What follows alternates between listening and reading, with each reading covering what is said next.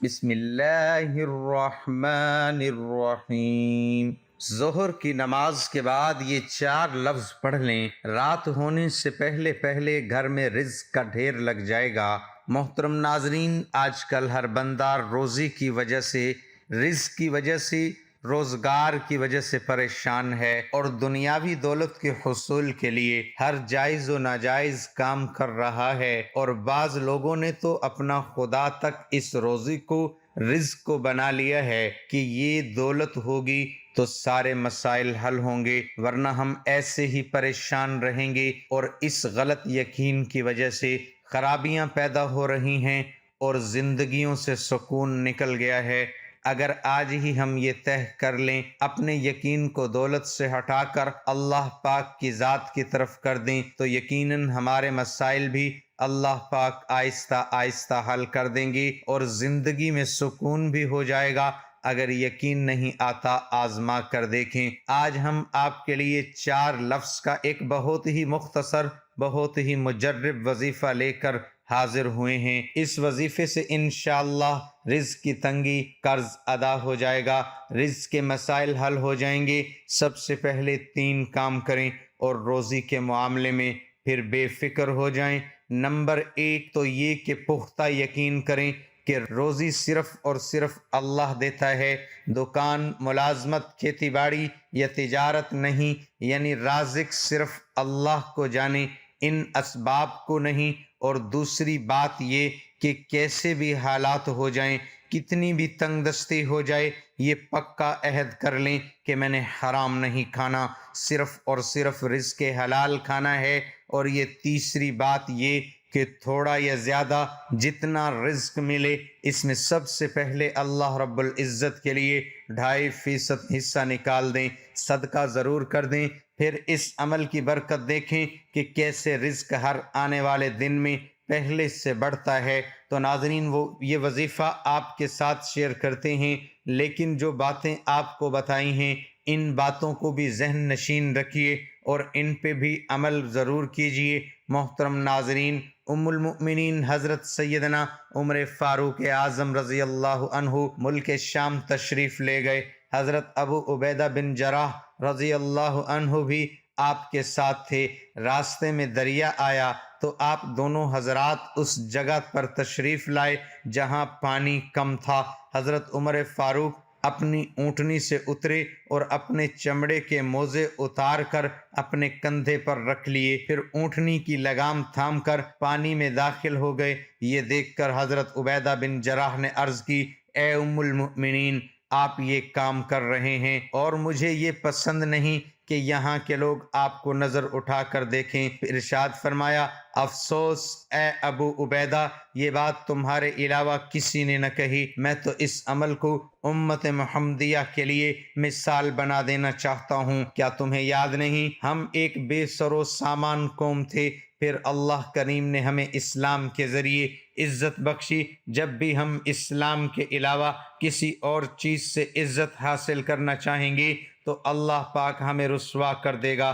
محترم ناظرین، یا ارحم الراحمین انتہائی عظمت والا ذکر ہے۔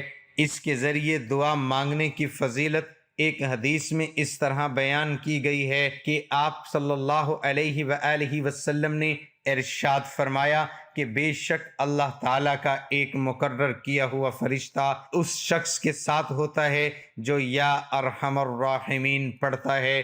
بس جو بھی ان کلمات کو 3 مرتبہ پڑھتا ہے تو فرشتہ اس سے کہتا ہے کہ بے شک ارحم الراحمین تیری طرف متوجہ ہو گیا ہے، اب مانگ۔ بن سعد رضی اللہ عنہ فرماتے ہیں کہ مجھے زین بن حارثہ رضی اللہ عنہ کا ایک واقعہ پہنچا ہے کہ انہوں نے طائف کے ایک آدمی سے خچر کرائے پر لیا، اور خچر کے مالک نے کہا کہ میں خود آپ کے ساتھ رہوں گا اور جہاں بھی میرا جی چاہے گا وہاں اتار دوں گا، اور ان کو لے کر ایک جنگل کی طرف چلا گیا، اور پھر بالکل ویرانے میں جا کر کہنے لگا کہ یہاں اتر جائیے۔ وہ اتر گئے تو دیکھا کہ چاروں طرف لاشیں ہی لاشیں ہوئی ہیں۔ اس نے ان کو قتل کرنا چاہا تو انہوں نے فرمایا، مجھے صرف 2 رکعت نماز پڑھنے کی مہلت دے دو۔ پھر قتل کر دینا۔ اس شخص نے کہا پڑھ لو۔ آپ سے پہلے ان سب نے بھی نماز پڑھی تھی مگر ان کی نماز انہیں نہ بچا سکی، لہٰذا تم بھی پڑھ کر دیکھ لو۔ حضرت زید بن حارثہ رضی اللہ عنہ فرماتے ہیں جب میں نماز پڑھ چکا تو وہ مجھے قتل کرنے کے لیے آگے بڑھا، میں نے بے ساختہ کہا یا ارحم الراحمین۔ یہ کہتے ہی اس نے ایک آواز سنی جو کہہ رہی تھی کہ انہیں قتل کرنے سے باز آ جا۔ وہ شخص کانپ اٹھا کہ اس جنگل میں اس کے علاوہ کوئی بھی نہیں، یہ آواز کس کی ہے؟ وہ ادھر ادھر دیکھنے لگا لیکن جب کچھ بھی نظر نہ آیا تو وہ پھر مجھے قتل کے لیے آگے بڑھا۔ میں نے پھر کہا یا ارحم الراحمین۔ 3 بار میں نے یہ مبارک کلمہ پڑھا تو کیا دیکھتا ہوں کہ ایک گھوڑ سوار سامنے کھڑا ہے، اس کے ہاتھ میں لوہے کی بڑی سلاخ تھی جس کے سرے پر آگ کا ایک شعلہ بلند ہو رہا تھا۔ اس نے آتے ہی اس ظالم کو وہ سلاخ مار دی اور پلک چھپکنے کی دیر میں اسے ڈھیر کر دیا۔ پھر وہ گھوڑ سوار مجھ سے مخاطب ہوا جب تم نے پہلی مرتبہ پکارا میں اس وقت 7ویں آسمان پر تھا، پھر جب تم نے دوسری مرتبہ پکارا میں پہلے آسمان پر پہنچ گیا اور تیسری مرتبہ پکار پر آپ کے سامنے ہوں۔ اگر کوئی شخص مصیبت میں پریشانی میں ہے تو یہ وظیفہ کر لو۔ اگر کوئی شخص مقروض ہو، اس کا قرض کسی صورت ادا نہ ہو رہا ہو تو یہ نہایت آسان سا عمل ہے کہ فجر کی نماز کے بعد ایک تسبیح یا ارحم الراحمین اللہ الصمد پڑھ لیا کریں، انشاءاللہ اس کا تمام قرض ادا ہو جائے گا۔ یہ عمل آسان ہے اس لیے اس کی مستقل عادت بنا لیں۔ اور دوسرا طریقہ یہ کہ بارش کا پانی اکٹھا کریں، مگر یہ پانی زمین سے نہیں لینا۔ جب بارش ہو رہی ہو تو کسی کھلے برتن میں اکٹھا کر لیں اور سورۃ تکاثر اور یا ارحم الراحمین اللہ الصمد یہ 41 مرتبہ پڑھ کر اس پانی پر دم کر لے، پھر اس پانی کو بوتل میں ڈال کر سنبھال لے اور اس بوتل سے تھوڑا تھوڑا پانی گھر والے پی لیا کریں، اور اگر اس پانی میں تھوڑا سا آب زمزم بھی شامل کر لیں تو اس کی تاثیر اور زیادہ ہو جائے گی۔ اگر پانی کم ہونے لگے تو مزید پانی ڈال دیں۔ اس پاک پانی کی برکت سے